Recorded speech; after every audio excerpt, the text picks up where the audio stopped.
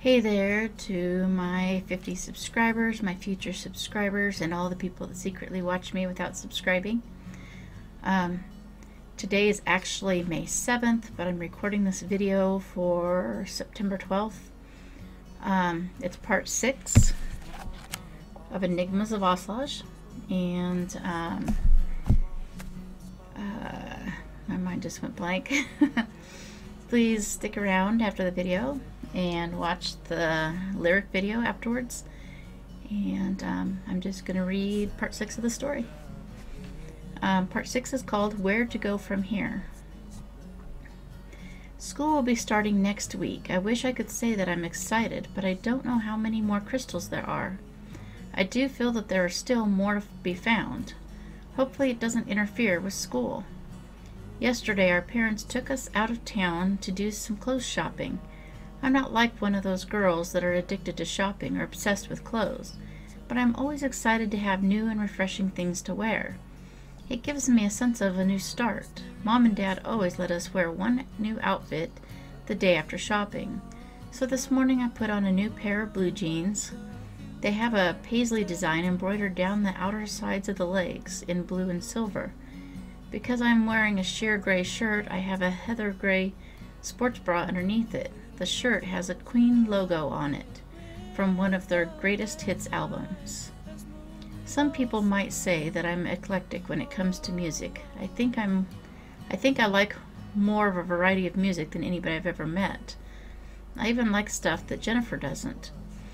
I guess I like to give all music a chance as long as it doesn't give me a headache. Things that are too repetitive and redundant are infuriating. So those songs give me a headache. The days are getting much more pleasant as far as the weather is concerned, so I go outside and sit on our steps. The warmth from the sun is as relaxing as a hot bubble bath, while the cool breeze is refreshing.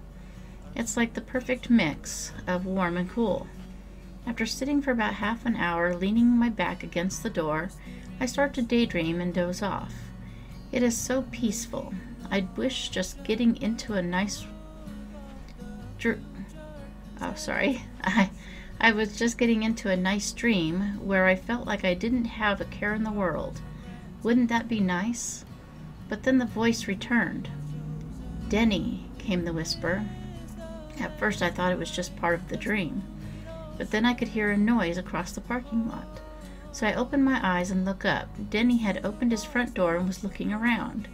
He looks at me, then quickly goes back inside. Apparently it's not a dream. Apparently it is his time. I feel a mix of excitement, nervousness, panic, and curiosity. I sit and daydream for a couple of minutes, thinking about the possibilities. Then I realize that I have to go over and talk to him. I know it's not what Grace had in mind when she mentioned sharing secrets, but I had better start with this one. I pick myself up, nerves and all, and walk across the parking lot. I stand and look at his front door for a moment before I knock. I can hear his dog barking. Then Chrissy opens the door. "Can I talk to Denny, please?" Chrissy giggles and runs off. "Denny, Denny!" She grabs their dog, pulls it to the floor, and wraps a blanket around it. The dog must be used to her mothering it, because it doesn't even try to get away. As I'm watching her, out of the corner of my eye, I could see Denny coming. He looked a little scared. He was looking mostly at the ground, but tilted his head slightly and opened his eyes further to look at me. "What's up? Can we talk?" Denny began to fidget and shoved his hands into his pockets. "I guess." He seems unsure, but that doesn't matter. I know we have to talk. Not only is there the issue of what happened with Drake, but also the new issue of the crystals and it being his turn. Maybe we can go sit on one of the benches around the corner. I point in the direction of the playground. It isn't a huge playground, but it has enough stuff to keep kids busy for quite some time. He pulls one hand out of his pocket and uses it to shut the door as he comes out onto his steps. Then he shoves his hands back into his pockets as we walk over to a bench. He keeps looking at the ground even as we sit down. "Please relax. Everything is fine. I just want to talk to you about some things that have been going on, and I want to start out by apologizing for not talking to you about what happened with Drake. I'm really sorry that we left you hanging without explaining what happened, but I had to wait until the time was right to explain. I can tell that he is trying to look at me without me noticing. Explain what? So I explained everything to him, except about Grace's advice. I wasn't ready for that conversation. The whisper seemed really close this time. Denny. So that voice that just said my name is a crystal? Yes, you're a crystal. Can anybody else hear it? Other than you and me, I don't think so. How do I know that I'm not losing my mind and you're not going crazy too? I'm not sure. I hope that you can trust and believe that I wouldn't lie to you.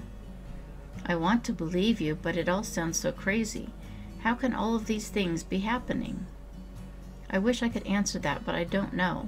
I just know that it has been happening, and I've been doing my best trying to make sure that everything goes right. I wish I could have told you sooner, but I couldn't. So what do we do? Where is my crystal at?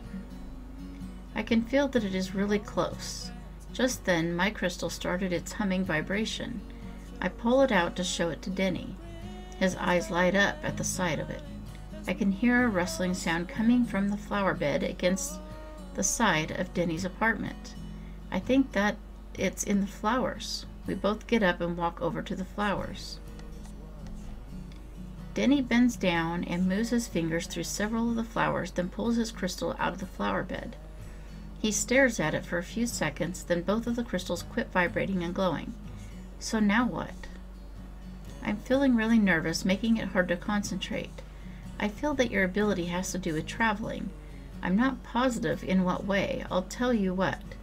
Maybe if I hold onto your hands and we close our eyes, it will come to you. He begins to blush. He's probably the only person in town more shy than me. I don't know. Do you think it's that easy? I can tell that he is procrastinating. Suddenly, Grace comes running out of our apartment. What's going on? Did something happen? Grace runs up next to where we are standing. It's okay, Grace. Denny just got his crystal. What can he do? She looked at him. What can you do? We don't know yet. I was trying to help him figure that out. Give us a minute. I reach out for his hands. He takes both of mine, and then I felt him shaking. Now let's close our eyes and concentrate. It only took him a few seconds before the shaking slowed down, and he relaxed a little. I think I can go places. Suddenly, I feel weightless for just a moment, then I can hear rushing water. I open my eyes and we were standing on a beach. Yes, I think you can. Denny opens his eyes. Wow, I just made us come here? You did, but as much as I would love to hang out with you at the beach, I'm sure Grace is panicking. We should go back and let her know that we are fine. Denny blushes again. Then we both close our eyes. Within a couple of seconds, I knew we were back. Where did you guys go? I told you that she would be panicking. I smile at him, then let go of his hands. He can teleport. But you went too. I guess because he was touching me? So obviously we don't have to find ways to test his ability. I wonder what it will be needed for. Maybe he has to teleport to an alien planet to ask them to save our world from our own people. And then Grace's silly sarcasm came again. Although I am fairly sure that our world could use an intervention. Or we could just wait until we know it is needed. That's no fun. I guess I'm going back inside to read. Grace gives me a funny look, then walks off back into our apartment. I wait for her to get into our apartment and shut the door. So you want to go somewhere? Denny looks a little puzzled. I thought you just said that you were going to wait until it was needed.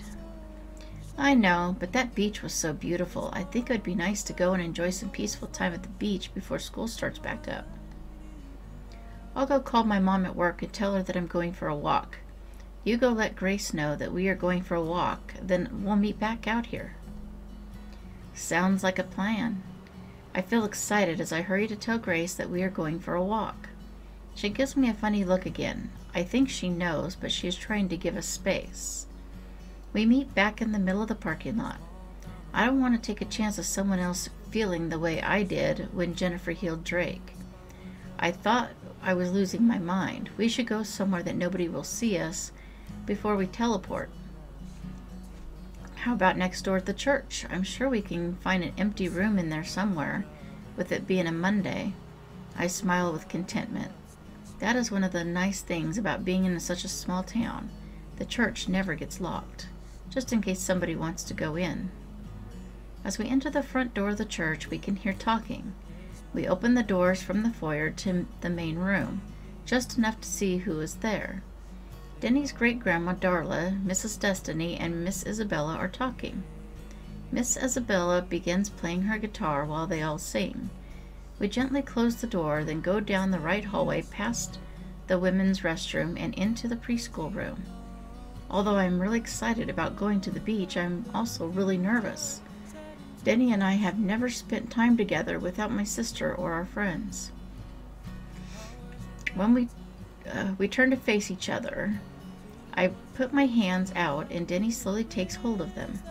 His hands are shaking more now than before. It actually makes me feel better that he is as nervous as I am, if not more. We close our eyes and teleport almost instantly. I gently squeeze his hands before letting go. Thank you, I smile nervously. At first, we just stand there, taking in the view of the beach and the water. There doesn't appear to be anybody else around as far as we can see.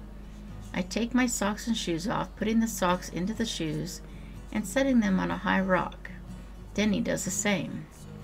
Then we walk out into the wet part of the sand. I bend down and pick up a pretty shell with a lavender color on the inside. Then we proceed to walk down the beach. So where are we anyway? I am amazed at how beautiful the water is. I know we must be a long ways from home. Australia, he smiles and looks away. I am stunned. Australia? Why did you pick Australia for your first trip? He turns and looks towards me, but down slightly. Because you told me once this was the one place you had always wanted to come. And you remembered? I remember everything you tell me. He blushes and looks away again. I give him a huge hug. I couldn't imagine anywhere else that I would rather be right now. We must have spent hours walking on the beach, playing in the edge of the water, and talking about everything that we could think of. Well, everything except what Grace referred to as our happy secrets. Then suddenly we hear someone yell. We look out on the water and can see someone hanging onto an overturned boat. Waves were coming in, making it difficult for the person to hold on. Denny's crystal was vibrating. Generally, we try to help people without them knowing about our abilities, but I believe an exception needs to be made this time, like we had to with Drake. Saving someone's life is more important than following the rules. I give him another big hug. As soon as I let go, he vanishes. I look out at the boat and can see him on top of it, reaching for the person's hand. A massive wave comes and goes over the top of them. When the water settles, they are both gone, along with the boat. I start to panic. Then suddenly, as fast as he vanished, Denny is back in front of me, soaking wet. What happened? Where did you go? I threw my arms around him and didn't want to let go because I was freaking out. I thought you were gone. Denny hugged me back. It's okay. I didn't want the guy to have a chance to question us, so I took him to the parking lot of the nearest hospital, then teleported back here as fast as I could. We stopped hugging. You scared me. I thought you were taken under by that wave. We stood there in an awkward silence for what seemed like an eternity, just looking at each other. Then I noticed that my shirt was really wet, making me realize how wet he was. I guess we need to hang out here a little longer until your clothes dry. Whatever you think is best. We go back to walking on the beach. Sorry I got so upset. That's okay. I would have too if you would have vanished out in the water. He looks at me and smiles. We probably spent another hour just walking and talking about a lot of things. I wonder what time it is. I looked at my cell phone. After 4:30 already. Your mom and my parents will probably be home soon. We should head back. I was feeling sad. You're probably right. Maybe we can do this again sometime. Minus the rescue in the ocean, that is. I respond without thinking. It's a date. A date? Really? Sure, why not? Maybe next time you can show me where you've always wanted to go. You can count on it. I reach out for his hands and he grabs mine. We teleport back quickly. On our way out of the church, Luke is in the foyer. I don't hear the women, so they must have all left. What's going on? I went by your house. Grace said that Denny got his crystal and he could teleport. That's crazy. Is that true? Yeah, how did you know we were here? I didn't. I came to get my jacket. I left it last time I was here. Why are you two here?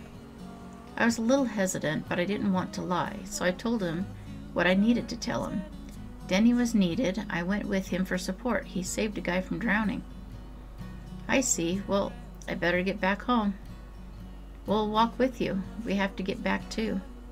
The next day I am sitting in the living room on mine and Grace's side of the apartment. I am watching a little TV since I rarely do during the daytime. I thought it would be a nice change of pace. I had watched some game shows earlier this morning, and now I'm watching a marathon of a show that tells about crazy things that send people to the emergency room. I like shows like these because you can learn from them. Sometimes it's as simple as learning what stupid things not to do, and sometimes it's learning the signs of heart attacks or strokes. My favorite part, though, is when someone has a rare condition so you know what the warning signs are for it. I'm not really into medical things, just into surviving and helping others when I can. Each episode covers three or four stories at a time, and they sometimes try to group similar things into each episode. So this particular episode that is on has a few cases of women that are in labor but swear they aren't pregnant. One claims that she could never have children. One says she had a tubal done, and the other is a teenager that says she's never been with a boy. Just as one of the women starts to scream in pain, there's a light knocking at my door that I could barely hear. So I get up and go answer the door. It's Denny. Hey Cass, is everything okay? I thought I heard screaming. Yeah, it's just the TV. You want to come in? That would be cool. Denny walks in and sits on the couch next to where I had been sitting. I sit back down. You couldn't hear those screaming from over at your apartment, could you? No, I came over for something else. I didn't hear the screaming until I was at the door. So what is this something else? You still want to see the place where I've always wanted to go? Of course. Where are we going? It's a surprise. Might want to bring a light jacket, though. I hear it's a little bit cooler there. I get back up and walk over to the jackets on the wall. Although there are several hooks, Grace and I use them all. We like to have a variety of jackets for different weather. Ready. Denny has an adorably sly smile on his face. Maybe we can just leave from here. Is anybody else here? I think that Gabriel is at Luke's and Grace is helping Jennifer. I know my parents are at work, so I believe we are good. Denny takes my hands. It is just a couple of seconds and we were in the middle of some trees. It is much cooler here in the shade of the trees. I can feel a dampness in the air. Somewhere nearby, a monkey is making noise. Where are we? We aren't going to get attacked by any wild animals, are we?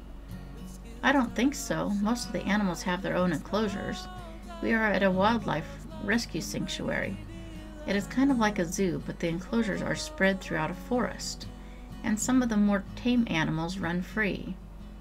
Wow, really? So where is this place located?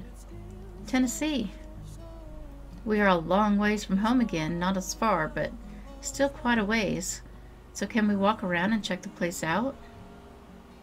I actually don't know if we are allowed to, but I can just hold on to one of your hands, so if there is a problem we can leave quickly. Denny and I spent the entire day walking around, looking at animals, and hiding from any people that we could see. There didn't appear to be anybody here other than workers, so we feared we probably were not supposed to be here either. It was an amazing day. We got to see a tiger lounging on top of a very large rock. Some monkeys were swinging around in the trees, not caged in. One of them swung so low we had to quickly squat down. Some iguanas were running from tree to tree, running up and down them. There were a couple of red foxes that had a skunky smell. Glad ours don't smell like them. I thought there were baby kangaroos, but they were wallabies. They were really cute, hopping around. I don't know what to think of the badger that we saw. It was an open field and didn't seem interested in going into the forested areas. There were many other types of animals as well. All in all, it was an exciting day. We decided it was time to go when a lion was watching us and started to get loud. Denny seen some workers heading in our direction. We didn't want to get caught, so we immediately went back home. Wednesday afternoon, I decided I wanted to go to Miss Isabella's. I've missed going to her place all summer, so I thought it would be nice to kind of kick back and have a little musical fun. I go to Grace's room and see if she wants to go. Then I call Jennifer, and she agrees to meet us at the mall first. I have something to mail, and I want to get a newspaper before we head over there. Our post office is really tiny, but that is where everybody gets their mail. The town can't afford to pay someone to drive door to door. Aiden is at the desk when we walk in. He is the mail clerk, so I ask him for a stamp to mail off my request for a catalog. As I'm putting the stamp on the card, Emily walks out. "You girls look amazingly beautiful today." "Thank you, so do you. How are you feeling?" I'm sure Grace knows already, since she can hear her thoughts, but I guess she was just being polite. A little nauseated, but it's well worth it. She dances off almost ballet style to the music that is playing in the back room. Our next stop is the newspaper. Jennifer got there at the same time as we did. "Jennifer, Denny got his crystal. We don't know exactly how it's going to help the town yet, but he can go places at will." Grace was too excited to keep it in. "Wow, has he gone anywhere?" "Yeah, he saved a guy from drowning, then came back home." She didn't have to know any more than that, so I feared I should reply before Grace could. I know that Grace knows more than anybody else needs to know. Inside of the newspaper office, Glenna and Layla are sitting at their desks. Layla is Aiden's mom. She is the main reporter for the newspaper. Glenna is her mom, and she is the editor. She is married to Paul, who owns the newspaper. We are unable to see him because his desk is in the other room. I walk over to the counter and set some change down, then take a paper. "Thank you." Layla was waving to us, while Glenna was busy typing. "Thanks," I waved back. Jennifer, Grace, and I start heading down Main Street. We go past the bank, across 2nd Street, past Ella's, and arrive at Miss Isabella's. Jennifer runs up and rings the bell. She has a very loud doorbell so she can hear it when she is practicing. Brooklyn answers the door. "Come in." Then she runs back to the music room, shaking a tambourine as she goes. We come in and shut the door. Miss Isabella's house is decorated in 50s style at the moment. She likes to change it often. She says that it makes life more fun. The decor has a lot of red, white, and black in it. She even has an antique-looking phone on the wall. Of course, she has a jukebox in the center of the room as well. The last time I was here, it was decorated to look like a small palace. We walk back to the music room. Tasha is singing a song with Miss Isabella, and Nick is singing along with them. The sound is beautiful and adorable at the same time. Brooklyn still has her tambourine and is shaking it wildly. I know the music to the song, so I go over to the piano and start playing. Grace and Jennifer both pick up guitars and join us. We spend a couple of hours playing and having fun. When we decide that we are ready to go, we go outside and walk back out to Main Street. Roger Willis is yelling to us from his gas station across the street. "Hey kids, you'll never guess what I heard the other day." There was no telling. He loved to tell stories every chance he got, and like most of the kids in town, we loved to hear them. So we cross the street. We walk past the pumps and follow him into his little store. He has bar stools around the checkout counter just for anybody that wants to hear his stories. So we walk over to them and sit down. "You'll never believe who came through town just 2 days ago. The President, that's who. The President of the United States.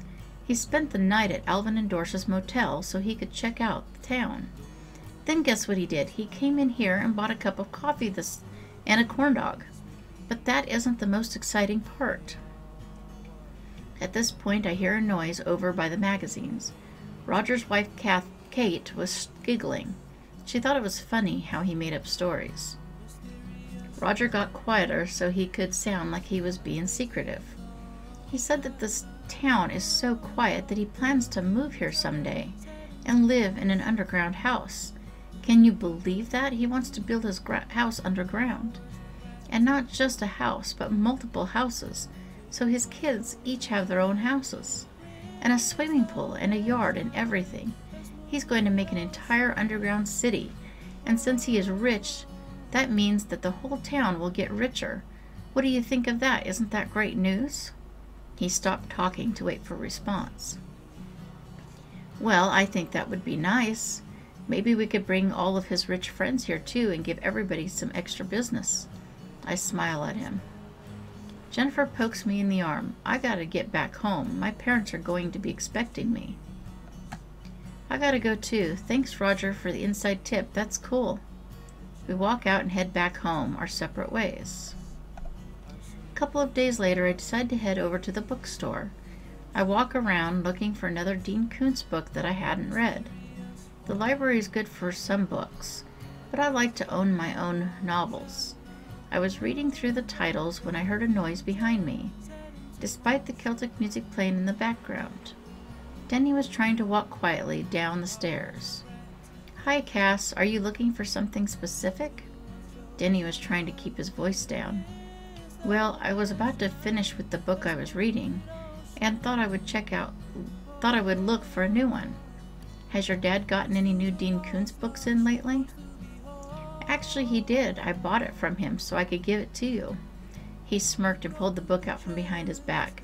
Do you have this one yet? I think it's fairly new. The book is called The City.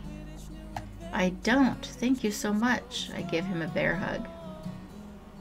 Have you read Dr. Sleep by Stephen King? I think it's almost as new. No, I haven't. What is it about? It's about that kid from The Shining all grown up. Oh, that would be really cool. Does your dad have that one too? He did, but it's sold. He made a frowning face for a couple of seconds. Then he smiled and pulled that book out from behind his back as well. That's incredible, thanks. I give him another really big hug. Ready to go somewhere else? I am thrilled with the idea of another adventure. So where to now? I know you like places where you can relax and it's peaceful, so I've come up with the best idea that I could think of. Put your books in this bag, then take my hand before my dad sees us. I slide my books into the bag and take the bag from his hand. Then I take Denny's hand with my empty hand. There was that weightless feeling again, followed by us standing on a tall grassy hill. Next to us is a picnic basket on top of a blanket. How did the stuff get here? I just brought it here right before you showed up. I was going to come to your house and get you. Come sit down with me. Are you hungry? We sit down on the blanket. I'm actually getting a little hungry, thanks. I waited for him to take everything out of the basket. My grandma made us some lunch. I hope it's okay. He proceeded to pull out some fruit salad, bananas, grapes, cherry tomatoes, baby carrots, baked potatoes, vegetarian chili, and salad. Everything was individually wrapped except for the bananas. He then pulled out some bottles of water and a small bowl of lemon wedges. You really do listen to everything I say, don't you? I try. At this, he turned really red. I definitely don't want him to be embarrassed for trying to make me happy, so I lean over and give him another hug. Thank you for everything. You are the best. We sit and eat some of the food, only opening each item as we are ready to eat it. We don't want to attract any ants. We didn't say much of anything while we were eating. Can we get up and walk around for a little bit? Sure. Where do you want to walk to? I don't really want to walk to a place, just maybe get to where we can see the world below us a little better. You know, look around a bit. We stand up and walk over to a part of the hill where we can see a little town far down and a little ways in front of us. The trees are thick between us and them. I can see some cars driving around the town. The people are barely visible, looking like little dots scooting around. Above us, the sky is a magnificent blue with soft white clouds scattered around. The warmth from the sun is perfect, and he stands next to me watching me. I put my arm behind him and around his waist and put my head on his shoulder. He then put his arm around my shoulders. The day was purely faultless. I felt like it couldn't get any better. I was enjoying the time so much I don't know how long we were standing there. We then walk around the top of the hill looking down the other sides of it. On one side we can see a cabin not far off. There's a man outside swinging a maul, splitting firewood. He must be getting ready for winter. In another direction, a small lake is being used by a bunch of ducks. Could we walk down there? Whatever you would like to do. We head down the hill. Luckily, it isn't too steep. Thick grass covers almost the entire thing. There are some pine trees, but not many until we get close to the water. The ducks don't seem to care that we are hit there. They continue swimming while we stand and watch them. A deer pokes its head out from between some trees and is cautiously watching us. Where are we anyway? I don't actually know. I found a picture of this place in a book. It just looked like somewhere you might like. I do. It's amazing and it's so peaceful. So you just imagine going to a place in a picture? You don't have to know where it is? I guess that's how it works. When we had watched the ducks long enough, we walked back up the hill. We lie down on the blanket to watch the clouds change shapes. It's a bunny. It's a porcupine. It's an elephant. It's a circus performer doing jumping jacks on the back of a zebra while eating a coconut. We both start laughing. It isn't often I get to see the funny side of Denny. It's good that he's getting less shy around me. We enjoy watching the clouds for some time, then sit back up and snack on some more of the food. It isn't long before it starts to get dark. The days sure seemed to fly by fast when we were out hanging out. It seems to be getting late. I guess we should head back home. Thank you for an unforgettable day. Actually, thank you for an unforgettable week. It's been incredible. We gather up all of the stuff. I fold the blanket, then I hand it to Denny. He drapes it across his left arm, then holds the picnic basket in his left hand. He takes my hand in his right hand. I close my eyes, wishing the day would go on forever. Before I even open my eyes, he gives me a quick kiss, then lets go and turns around. See you later. He waves his hand behind his back, with his hand behind his back, without looking at me, then vanishes. He had brought me back to my apartment. So that's the end of part 6. There's only one part left, which is the finale of the book, and please stick around, watch the lyric video, and come back next month to listen to the rest of the book. And thank you for watching all my videos, any of my videos, some of my videos, whatever. Please like, subscribe, comment, share, and see you soon. Thank you. Bye.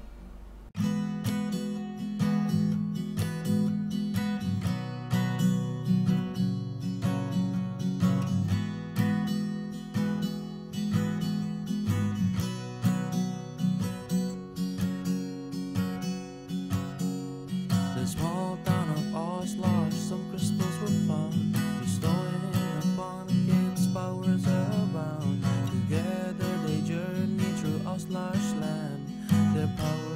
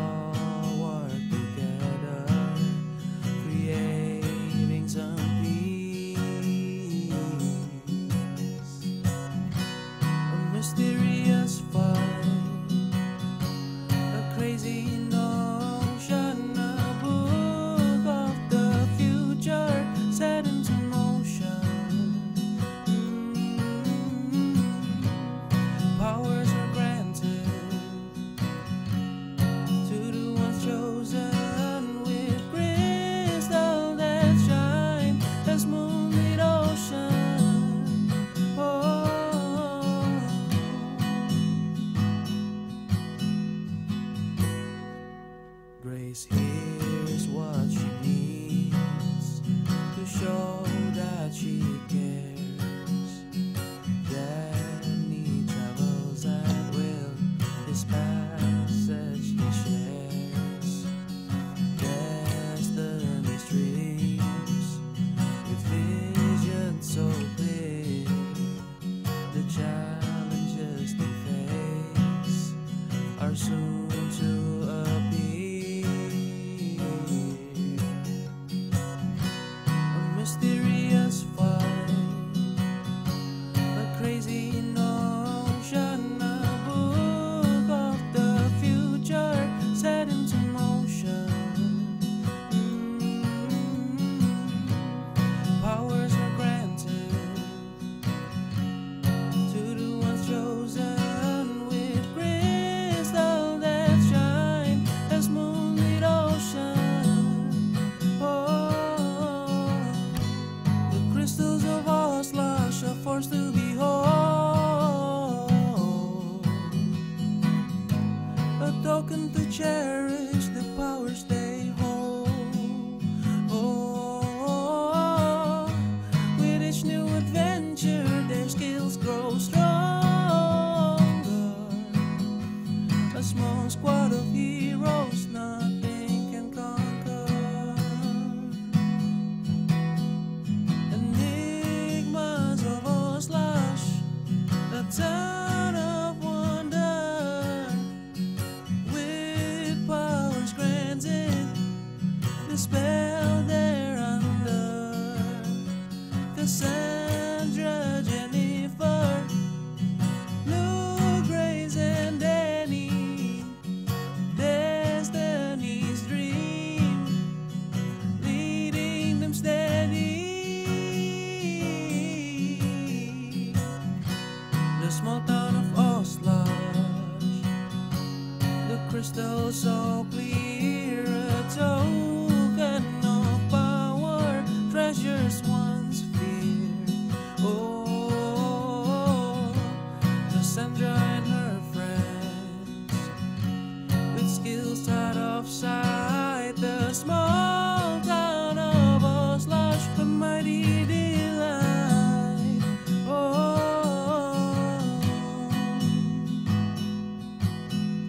Kassandra and her friends, with skills out of sight, the small town of Auslage, a